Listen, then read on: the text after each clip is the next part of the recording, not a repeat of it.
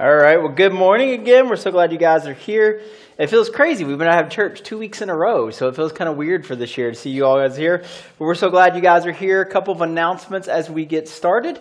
This week they were cleaning out closets. They found, and I don't know, first service went crazy, but we found a bunch of T-shirts, old T-shirts that we had kind of cycled through, and so we're doing a T-shirt sale out there, 2 for $5. And so if you want some of the old Journey shirts or Journey designs, they are for sale out there, 2 for $5. Even if you don't like them, you can dry your truck off with them. But we got to get rid of all those, and so they're out there. Like I said, first service kind of went crazy, so I'm not sure what all is left, but they are out there 2 for $5 until we run out of them. Also today, after the service, hopefully you know this, there's a kids volunteer meeting. So if you volunteer in kids, there will be a meeting, lunch provided. They're going to do some training, talk about some stuff coming up for the summer. If you don't volunteer with kids already, but would like to, this microphone's like right in your way. Hey, how are you guys doing? So we're going to move it back just a little bit. And so we have a volunteer meeting right after this. Lunch is provided, and so if you can't make the meeting, stop by and see Penny and Kelly. They have some stuff coming up this summer they'd love to talk to you about. I am glad to be back. I was in Guatemala for a week. I'm telling you guys should go sometime. Everybody that's ever gone with me loves it. It's a great experience. The work that we're doing down there, and you guys don't know, we also talk about sponsoring a village, which we do. We sponsor an entire village. But the stuff that they're doing down there with the kids is amazing. It's life-changing. It's changing the lives of some of those kids in that community. And so we'll have more talk about that more in the next couple of weeks about kind of some of the stuff that we're doing down there. But I would love for you guys to get a chance to go. And what's amazing about this, and I say this all the time, no matter how you feel about our country right now, doesn't matter. You were blessed because you were born here. Like, it's just a fact. And so to see and to get outside of this, even for a week, and to see the world, and to see especially like a community in the developing world like in Guatemala, it changes your perspective on how blessed we actually are. And so we're working on that. There's been some complications, as I said, down there. The pastor we work with, his wife passed away. And so we're trying to figure out some stuff. We're looking for a fall trip instead of a summer trip so they can kind of get their feet and their bearings. But we'll be talking more about that. But I would love for as many of you guys to go as possible, even if it's not trip. We're going to be going at least twice a year, and we're doing amazing work down there, and it's amazing to see it. Also, one last plug. So last week I was back. Johnny Mack was up here preaching, and you'll see more of him throughout the year. He's working with our team right now. And if you guys haven't noticed a pattern, I only bring up bald guys because it makes me feel better about myself. But we are actively looking for a youth minister right now. But in the meantime, there are some amazing volunteers back there, and we need more working with our middle school and high school. I still love it. In fact, last week, I loved just being back there with them for the week and engaging with them. And I did youth ministry for 10 years, and I'm telling you, I still love doing it. But there's an amazing team, amazing kids back there because they're your kids. And so we need some more volunteers back there. So come see me, talk to Rick. I know you don't know Rick. He's like the opposite of me. He's bald too. He's like 6'5", and so big dude. And so we would love to have some more people volunteering back there, working with our youth back there. So we are starting a new series, and so anytime we start a new series, if you guys have been here, you kind of know the pattern. I'm going to say a lot today, and then we're going to come back and talk about the pieces of this over the next 4 to 5 weeks. And so it's like a 10,000 foot view. So if you're new, you're hopefully going to lay down, kind of catch what we're laying down. But this is for us as a whole as we talk about this specifically today. And to get it started, I want to show you guys a picture of something. This is a puzzle that I bought for my wife about not this Christmas, but the Christmas before. Now, if you've never heard of this, I don't know if you guys have you ever heard of the $1 Million Puzzle? Okay, so the $1 Million Puzzle, you can go and they do this every year. It's this company, and so what they do is they create this puzzle. And you build the puzzle, and when you finish, the puzzle, as you can tell, is a QR code. You scan the QR code in their app, and one of these puzzles is worth $1 million. And then there's a bunch of them that are worth like 100,000 and 50,000 and 20,000 and 10,000. And there's like about 100 of them that are worth like $1,000. Okay, so you do the puzzle and you have a good chance of winning some cash. Okay, and so my wife loves puzzles. I hate puzzles, but she loves them. So I was like, well, this will be a fun gift for her, right? And so I bought it for her for Christmas. Now here's the catch on the $1 Million Puzzle. Okay, there's no picture on the box. Okay, so you don't exactly know what you're building, and you can't Google it because every single puzzle they make is different. Okay, and so you can't even like get on there and like Google an image. You know it's a QR code in some way, but no two puzzles are the same that this company builds. And not only that, they make like kind of funky pieces. You know how you have puzzle pieces, they're all kind of similar in some ways. There's really funky pieces. And so you factor in, there's no picture. You can't Google it because there's no other images that are going to help you. And the pieces, you look at them and you're just going, I don't even know where this would fit into this puzzle. So I got it for as this gift. And after 3 months of her working on it, she would just see it and be like, I hate you. And I'd be like, I'm sorry. We actually never finished the puzzle. And I would get on her. I'd be like, that could be $1 million sitting on our table. And she's like, well, you do it. And I'm like, okay, well, this is not going well. So we never actually finished the puzzle. But when I was thinking about that, that thing, it's this reality. And this is kind of where we're painting the picture. Sometimes when you're doing a puzzle, if you're a puzzle person, you have these pieces and you're just sitting there, and this is the extreme, you don't know how they fit. You're sitting there, I will help her at the beginning. I'm an edge person. Anybody an edge person? Edges are easy. They make sense because you got the straight edge. And so I'm like, all right, this has to be an edge. But even with this puzzle, the edges didn't make sense and all of these different things. And so there were pieces we just couldn't ever figure out where they would fit. And then there's the other side of it, is not only trying to figure out where they fit, but I don't know if you guys have ever done this before. We actually did this a couple years ago. I was helping her with the puzzle, and we got all the way to the end. And there was one piece we couldn't find. And it was that one missing piece. And we looked everywhere. We checked the dog's poop to see if he'd eaten it or whatever. We could not find this puzzle. And so there was just this missing piece to this puzzle. And the reason I start with this as we kind of launch into this series is to kind of look at it like this, is in some ways, as a church, as an organization, so we want to talk about the whole of the church, but today I want to kind of focus more on us. Sometimes it feels like we're this puzzle, and we're trying to figure out where the pieces fit. And the pieces are us as a whole, and maybe you feel like that. Maybe you have this feeling of you look at the puzzle and you can kind of see pieces of it, and to be honest with you, we're still figuring it out. 14 years in, we're still figuring out sometimes what we're doing. And here's the thing, sometimes you're wondering, do you fit into this? Because maybe you're a piece that feels like, I don't know where I fit. Or maybe it's also the idea that there's nothing more frustrating than kind of getting everything built and then realizing there's a missing piece. And there's lots of stuff that we want to do as a church, and there's lots of things that we would love to do at a church, but sometimes the reality is for us to become complete and whole is we have to have those pieces, and it feels like we're maybe missing those pieces. And so for some of us, maybe the frustrating part, and let's just be honest and transparent, maybe there's this feeling with church, and hopefully it's not here, but it could be here, so let's acknowledge it. There's this question of do you really belong? Do you feel like you fit? Do you maybe feel like maybe you're the piece of the puzzle that you're I don't know how this even fits? And so you wonder if your presence even matters, and you've tried to fit, but as you look at it, it's hard to see where you fit.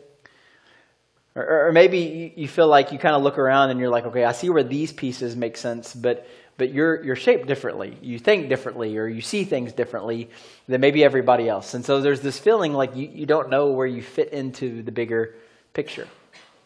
And we do this a lot. Let's just call it what it is. All of us, okay, at some point, we walked into a place like this, and we'll talk specifically about us. You walked in here for the first time. And there is nothing more intimidating to walking into some place for the first time. Because the questions, it doesn't matter how confident you are, there's kind of this anxiety that comes with it. Because you have questions am I going to fit in? What are they going to do? Is it going to be weird? Is it going to, and anytime you walk into a room you've never walked into before, there is this feeling, okay? I always think about this. I remember all through high school. You guys remember high school, some of you? Okay. And you're I don't remember. Okay, you're old. Okay, but so in high school, there was this feeling of you would walk into, you remember the first day of school and you'd walk into the lunchroom? And you have friends, you have people that you run around with. It's not that, but you don't know if they're going to have the same lunch as you. And there's this feeling of who am I going to sit with? What's it going to be like? All of these things. And so there's this feeling that all of us have of walking into some place and not knowing if you're going to fit. And there's kind of an anxiety that comes with that. Or maybe you're like me. I've started to learn that I say I'm an introvert, but I'm actually, if you spend a lot of time with me, you realize I'm actually an extrovert. But if you go to like a party or somewhere or like a gathering of people, like I'm the person that like when I go into a place, like it doesn't matter if I even know the people. I'm the guy that goes into the corner. You know what I'm talking about? Like I'm just kind of like there, and I might get on my phone and start like, I'm not even on my phone that much, but if I'm in a place I feel uncomfortable, what do I pull out? It's like my safety blanket. Like I pull out my phone, it looks like I'm busy, or I got to text this person back or send these emails. And so you kind of stand in the corner, or maybe you started a new job, right? And so like there's this feeling like you started a new job and these people have been here forever, and so you're the new person. And so it goes back to this feeling of like, am I going to fit? There's all these inside jokes. Unlock your iPhone first. Thanks, Siri. Want to email. No, I don't want to. I don't want to email somebody. All right, so that's funny. So, but like, there's this feeling of like that you don't know if you fit, or maybe it's here, maybe it's in this community. So we think about Bullitt County. I know not all of us are from Bullitt County, but most of us are from this area or live within this region. And there is sometimes this feeling like if you didn't grow up going to North Bullitt or Bullitt Central or Bullitt East, and so you moved in, you were a transplant, or you married somebody from outside these communities, there sometimes is even this feeling like you don't know, no matter how long you've lived here, if you actually really, truly belong to this community. And the reason that's a struggle for us is the ultimate reality, and the reason we feel that with disconnection is that at some point we all experience it in different contexts, but the reality is we were all designed for belonging. We were designed, and God created us to be in community with people, to have connections with people. And so there's that struggle, like no matter who you are or what your personality is, or if you're an introvert or you're like the lone wolf, the reality is you rub up against it because all of us were actually created for something more. And then there's this other kind of tension point, is that every other place that you go, in order to feel like you belong and that you fit, it feels like you have to earn it. Like you have to earn your place. Like in order, you have to be successful or attractive or funny or charismatic, and you feel like you have to do something or offer something in order to earn acceptance, in order to earn feeling like you fit in. And this becomes a struggle because everywhere we go, it feels like I've got to be funny, or I've got to fit in, or I may not like sports, but everybody here likes sports, so I got to talk sports or whatever it is. And there's this feeling of like you don't fit in, but you want to fit in, and so you feel like you have to earn it. Now, the good news is, but also the bad news based on some of our experiences, is this. In God's kingdom, in the church that he's building, not just in Journey, but as a whole in the church, belonging isn't something you achieve. It's something you receive. It's a gift. It's this idea that you get invited into this community. It's a gift in that you are accepted and loved, sometimes in spite of who you are, what you've done. It's this idea, it's this beautiful gift that is your identity as a child of God that comes back into the kingdom, into the church, that you are accepted, you're loved, you're valued, and you matter. And so the church is supposed to be maybe even different than all of the other cultural understandings that we have of acceptance, of feeling like you fit. And so Paul, he wants to paint this picture that we're going to talk about kind of throughout this series. He wants to paint a picture. Now in their culture, they didn't have the $1 million puzzle, right? In their culture, they didn't have necessarily this idea of like the puzzles that we think of them. They did have puzzles, but not like in the way we think of them. So he paints a different picture, and the picture that he paints is that of a body. He says that like when you think about your body, I mean your body, my body is amazing. It's pretty crazy when you think about what we're able to do, like what our body does on its own. Like your body is always doing these different things and processes that you're not even aware of that's even happening. For example, we are constantly losing skin cells. I don't know if you guys know this. We are constantly, it doesn't matter how much lotion you use either, ladies, okay? You are constantly losing skin cells. In fact, we've talked about this before, 90% of dust is made up of human skin cells. So go ahead and just take that chair next to you and run your finger across of it and stick it in your mouth. Don't do that. Okay. So that's what's crazy. I mean, that's gross, right? But that's reality. But here's what's crazy. Your body is constantly losing skin cells. Your body is also constantly recreating skin cells to replace those skin cells. And you have nothing to do with it, right? Did you know this? You are constantly losing hair. Like all the time. Some of us at a faster rate, okay? But we're all losing hair, and your body is also reproducing that hair.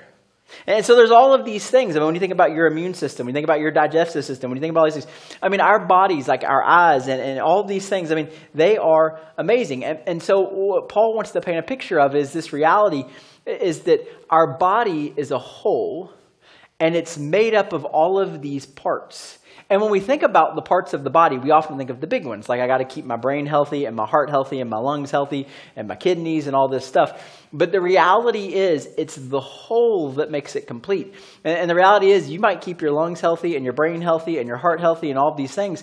But there's other parts of your body that also contribute to making you who you are. And they play a valuable role. For example, a couple years ago, about 5 years ago, I learned that my thyroid doesn't work. I didn't even know I had a thyroid, okay? Much less have any idea what it did. So I'm asking my doctor, I'm like, so what is the thyroid? And she's like, well, it's like this butterfly-shaped thing. And I'm like, well, man, I can get rid of that butterfly. And she's like, no, it doesn't work like that. Like, you actually really, really need your thyroid. And so I'm on this little bitty pill that I have to take for the rest of my life to help me be able to do the functions in my body that the thyroid does. And here's the thing. I walked into that doctor's appointment not even knowing what that was. But it is an important part, and it plays a role. And that's why I think Paul uses this image of the body to talk about the church, is because every single person that comes into the church, they play a part, and they have a role, and they're important. And so one of the things I wanted to break apart, and we'll talk about this more in detail, again, we're looking at several things today and then coming back, is one of the reasons that some of us feel uncomfortable at church, or maybe we're struggling with it, is because we're not sure we believe everything. Right? And so like we walk in and we're like, all these people believe all this stuff. And so the feeling of not belonging is connected because you're not sure if you believe everything or you're not there yet. And I want to tell you a verse that I discovered years ago that just really and we talked about this before, that just opened this door for me about the idea of belonging. And so it takes place in John chapter 2. Now, before we saw it, I want to show you the context of this verse. So John is later in his life. The other three Gospels, the Synoptic Gospels, have already been kind of spread around. And John comes in later and writes his Gospel. And his Gospel is very different than the other three. And so John is reflecting. He's already seen most of what the early church is going to be able to do. So he's reflecting on everything that Jesus has done. So this is years later, and he's reflecting on everything that he experienced. So context is, these men and women followed Jesus for 3 years. I mean, these are the disciples. These are the Mary and the Marthas and the disciples. These are the people that belonged. They were Jesus's people. Like, these are the people that the church started with. And so there's this sense in which they belong to what Jesus was doing from the beginning. I mean, these are the ones we talk about in church over and over again. And then John comes in at the very beginning of his gospel. Listen to this line. He says this: after he, speaking of Jesus, was raised from the dead, his disciples recalled what he had said. Then they believed the scripture and the words that Jesus had spoken. So catch that. They've been following Jesus for 3 years. And it wasn't till he died and rose again, which is convenient, by the way, right? Like after I saw him, a resurrected Jesus, I think we'd all believe at that point, right? Then they believed. Which means they belonged to what Jesus was doing before they were ever sure if they believed everything that Jesus said. And so if you're wrestling and you're struggling, okay, and here's the thing, I hear people say well, we want to see how that's going to, listen, we're all a work in progress. And we don't hold people to their past, because here's the thing, you want to hold everybody to their past? Great, let's see yours, okay? And so it's this reality that you may not believe, you may not have everything figured out, but you can still belong, and you can start to follow Jesus. But let's be honest. Most people, the reason they leave a church has nothing to do with beliefs. It's because of how they were treated. Or it's this feeling that they had that they were the piece that didn't fit, and they couldn't see how they fit. Or maybe it's this reality, people will say things like the church is filled with hypocrites, which is true. Okay, just so you know, we're all hypocrites. And I often remind people when they tell me this, I'm like, I bet you're a hypocrite too, so you just fit right in. So just come join the church, right? And I joke about that because we don't want to be that. But seriously, listen to what N.T. Wright says, and this is this great reminder. It says this: the church is not an organization of perfect people. It's just not. In fact, the center point for following Jesus is the recognition that you're not perfect. It's a community of redeemed people who are learning to love like Jesus. And so being perfect, having your life figured out, having a messy past doesn't disqualify you. It's actually a prerequisite. And so what we want to do is remind people of this reality of that we are all diverse. We come from different backgrounds, and that's actually what makes the church beautiful. If I listen to what Paul says, here's what he says in 1 Corinthians. Get to the verse finally. Even so, the body, speaking of the church, is not made up of one part, but of many. Again, this is painting this picture we've already painted. The church isn't meant to be the place where everyone looks the same, thinks the same, or functions the same. If it was, it wouldn't work. Just like your body wouldn't work if everything in your body did the function of the kidneys. It wouldn't work. The kidneys are very, very valuable, okay? Very important. But the kidneys can't replace the thing that the heart does. And the heart can't replace the thing that the eyes do. And the eyes can't replace the thing that apparently these thyroids we have that are so important does, right? And so it's like this thing that it all works together and it's all living and breathing. It's a living, breathing body, one that thrives because of its diversity, because these different pieces play different roles. Listen to what Adrian Rogers says. The church is a body, not a building. We've talked about this before. It's an organism, not an organization. And so it's this reminder that the church is meant to be this living body. And again, I'm going to say this so many times. It's the diversity of it that actually makes it work the best. In the ancient world, power and worth were determined by status. If you were wealthy, educated, or part of the right social class, you mattered. If you were not, you were often ignored. In fact, one of the fascinating things that you see in the Bible, and this is a side note, the Bible comes along, and what Jesus specifically says comes along, and offers people human rights in places there were no rights. It gives dignity and worth to people, including women and children in cultures, and you got to study this for yourself, in which there were no rights or dignity or worth sometimes for women and children. And so if you didn't belong and fit in a certain pattern, you were often ignored. But Paul comes along based on the teachings of Jesus and presents this revolutionary idea. In the body of Christ, everyone matters. And everyone has a part to play. In fact, in one of his famous teachings in Galatians chapter 3, when Paul writes this letter, you're going to see these categories, and they won't be a big deal to you, but they were a huge deal in the first century. And here's what he says. He says, there is neither Jew nor Gentile. So all the classifications of how we determine someone's worth in the outside world, Paul says, doesn't matter within the church. There is no Jew nor Gentile, neither slave nor free, nor is there male and female, for you are all one in Christ Jesus. So all of the categories that we use outside of these walls, Paul would say, to decide what value someone has or their worth in their culture, they don't matter when it comes to the church.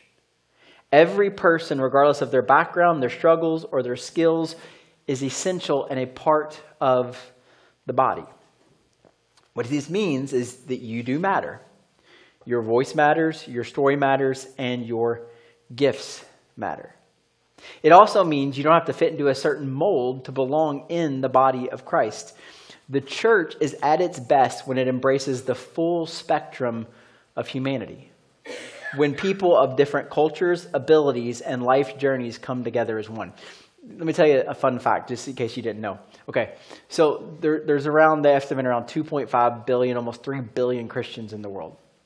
Okay, America is a little bit over 300,000 people, and only about 70%, based on the last polls, of Americans identify in some Christian, Judeo-Christian ethic. So when you start doing the numbers, okay, of the worldwide church, less than 2% of the worldwide church is us.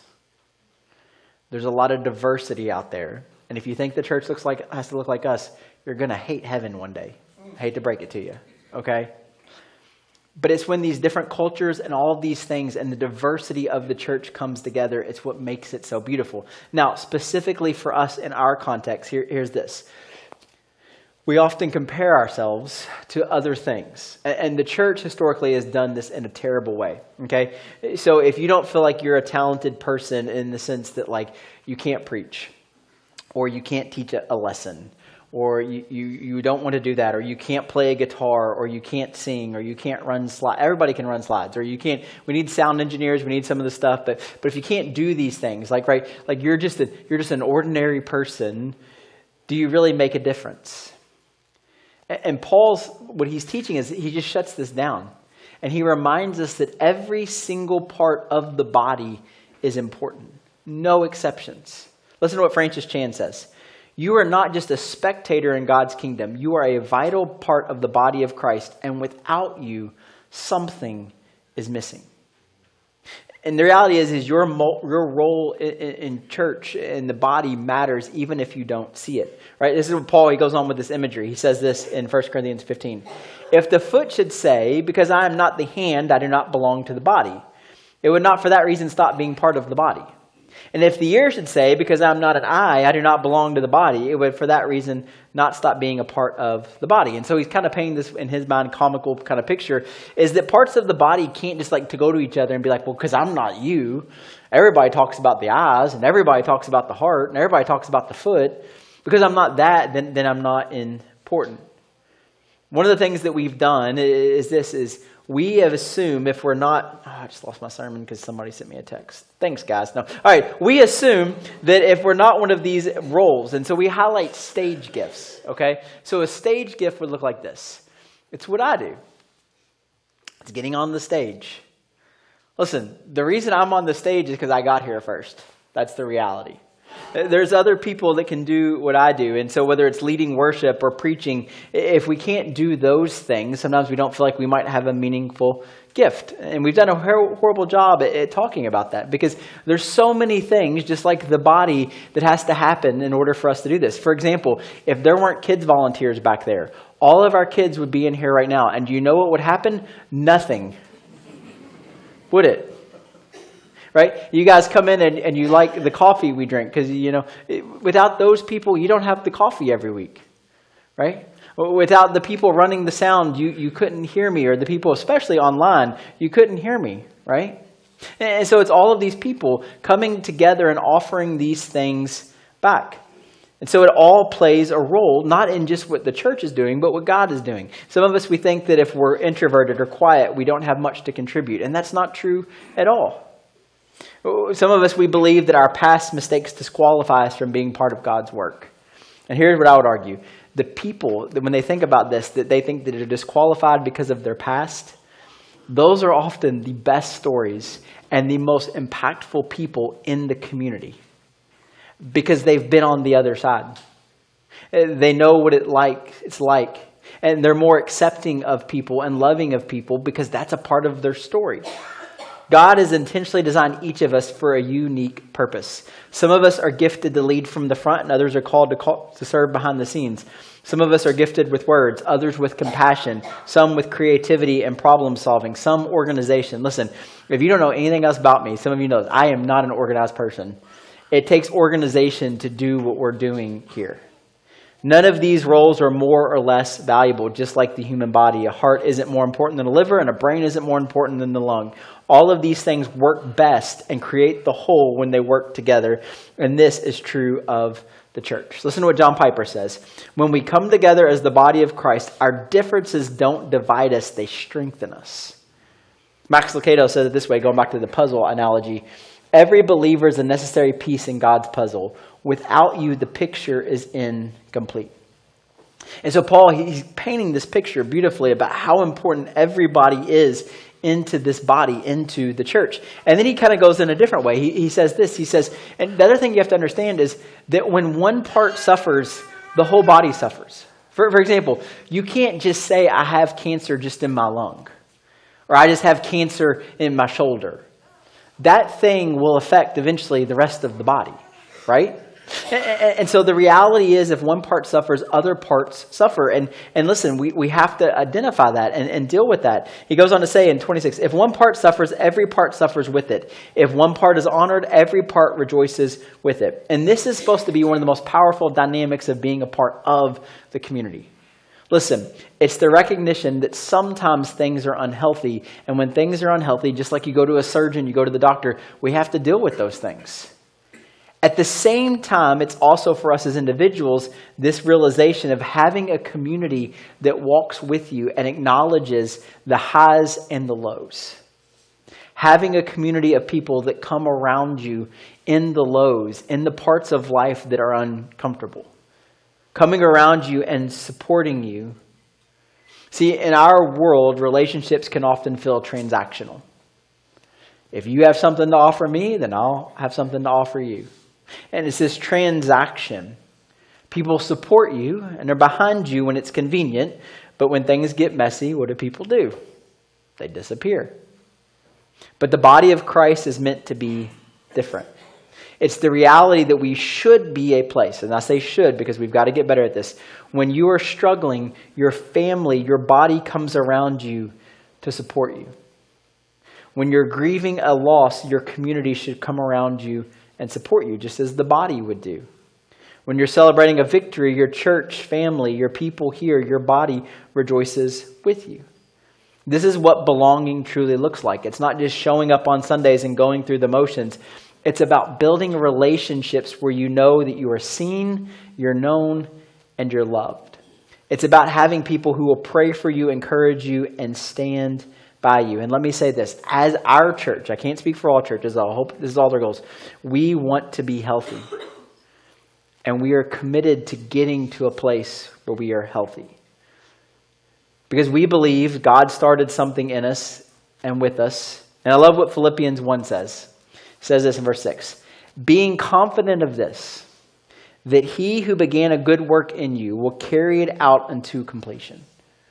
Listen, this is this reality. This is putting the work kind of back on Jesus where it should be and being like, you started something with us. We're going to finish this out. It's also the acknowledgement of this, that Jesus is the head of the body. See, sometimes in church we get caught up in the mechanics of who's in charge, who's leading, who's getting recognition. And I say this because we'll talk about it more later, but listen to what Paul reminds us in Colossians. And he is the head of the body, the church. And so when we think about the body as a whole that we're building here, this imagery that Paul paints, listen, it's all his. One of the things that drives me crazy, and I don't correct people, but it drives me crazy, is when people say things like, well, I go to his church, or I go to their church. Nope. It's all his. We've just been temporarily put in these places to play these parts of the story. But it means it's his. It means our unity as a church, but as churches, is not based on human leadership, shared interest, or personal preferences. It's based, as Paul said, on Jesus. There's no Jew nor Gentile, slave nor free, male or female. It's Jesus who unites us as one. And so as a church, if we're going to be the body, we have to keep him as the head of the church and remind ourselves constantly of why we're doing what we're doing. And of realizing that Jesus accepted and invited these people in. They didn't have to earn it to be accepted and belong. So, there's my spiel. And that sounds great. And it's good, but here's the thing. Some of you, you're like, we've heard that before. So how are we going to do this? So a couple things, okay? We need small group leaders. We want to get communities of people connected through small groups, okay? And don't tune out on me because I got a point to all this, okay? And so we need small group leaders, okay? And so here's the thing about small group leaders. We need people who can facilitate those groups in order to have groups. Everybody wants to be in a group. Nobody wants to lead it. Here's what I'll tell you. Some of you guys, your giftedness is being bossy. Just be a leader and boss people around, okay? No, we don't really want that. But here's the thing. We do need small group leaders. We also have serving teams. In fact, the kids teams meeting today. Throughout the next month or so, if you signed up to be on a serving team, we will start having those meetings to talk about all the ways in which we can come together and use our gifts to serve not only Journey, but also our community around us. We have men's, women's, and youth. We got a men's breakfast we're planning and another gun shoot that we're planning for men. And April's planning some stuff for women and all this stuff. And there's youth events coming up and there's camps and all this stuff. And all that stuff's great. And we're going to do all of that because we want you to feel connected and feel like you know people. But here's why I say all that, because I want to tell you something. And I want to use this story as an example. We as a church are at our best when we do this. And here's what this is. There's a guy came up to me a couple weeks ago, and I got permission to tell this story. And he looked at me and he said, hey, there's this couple that sits next to us every single week. And he's like, do you think it would be okay if I invited them to lunch? And I'm like, yeah, that's like basically like just being a human being, right? Like you sit next to these people. It's like hospitality 101. Like, yeah, you should invite them to lunch. And he's like, all right. He's like, well, let me get their names. He didn't need to hear a sermon about that. He didn't need me to do a sign up for that. It's not on the app. Take somebody sitting next to you at the lunch. Here's what happened. Okay, here's the reality. They come in week after week, like many of you guys do. And here's the thing about this. I know where all of you sat because you sat in the same flipping seats every single week, right? We had 50 people in here 3 weeks ago during the snowstorm, and you all sat in the exact same seats. And I'm like, can we just sit together right here? But here's the thing. They were sitting next to these people all the time, and they've been doing it for years. And finally, they were like, after 2 years, like, hey, maybe we should get to know these people. And I was like, yes, you should. We're at our best when that's happening more often. Okay, we're at our best when you walk into the sanctuary and you might be an insider, which means you've been coming from years and you know all the stuff and you know everything, and you see somebody sitting by themselves. And you just walk up to them and say, hey, how are you doing? How's your day? That's it. Or, hey, let me walk you in. Or you see somebody in here with a kid, and we're fine that kids are in here, but the kid's crying or whatever, and you're like, hey, let me show you where the cry room is. Or, hey, we have a great kids program or whatever. And it's just that idea of everybody walks in with this anxiety sometimes, and we're just relieving that. Or maybe it's not just the example of just talking to somebody that you go to church with for years next to you, but it's this. Sometimes people in our community, when I'm like at a luncheon or something for the different things that I'm involved in, somebody will come up to me and thank me for something that Journey did. And a lot of times I'm like, I don't know what you're talking about. Like, what are you talking about? And it's not because I'm dumb or it's aloof. It's because simply we had people in the room right now or listening online that saw a need in our community and just met it. They didn't need a sign-up sheet. They didn't need us to organize something. They just saw a need, and they just did it. And it wasn't them that wanted the credit, and they weren't giving the credit to me. It was because the church did it, even though it may have only been a few people. And I'm telling you, that is when we are at our best, when we do that on a more regular basis. When you're actually taking time to invest, not just because we did do a small group or not just because you're on a serving team together, but when you're taking the time to actually invest in the people around you. That is when we're in our best. And when we're taking the time to invest in our community. See, here's what I want to say. Listen, I'm reluctant to say this. Here's the thing.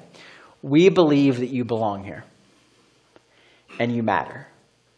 And maybe you've spent years wondering if you truly belong in the church. You're like that missing piece that you just don't know, or that piece and you're trying to figure out where you fit. Or maybe you've been hurt by people who made you feel excluded or unseen. Or maybe you've been wanting for someone to invite you in, to validate your place, to reassure you that you matter.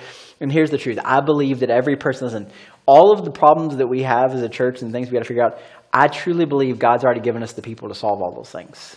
We just got to find the pieces and find out where they fit. But here's the thing.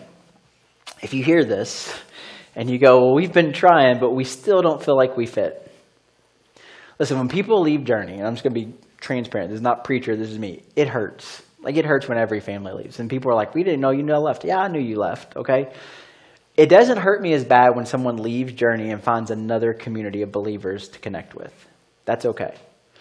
The ones that hurt the most is when people leave and they don't go anywhere.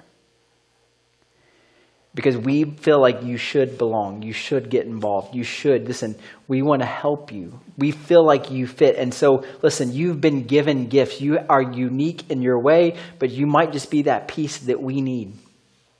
And so we want to help you build relationships, encourage each other to be able to be a church that invites people in, loves on people, a place where we all can thrive together as the body is meant to thrive. And here's what I also know. As we as individuals get better, the whole thing gets better. Because we believe that everybody belongs and matters. We want to be the body where everybody finds their place and it all fits together into one beautiful picture. Let's pray.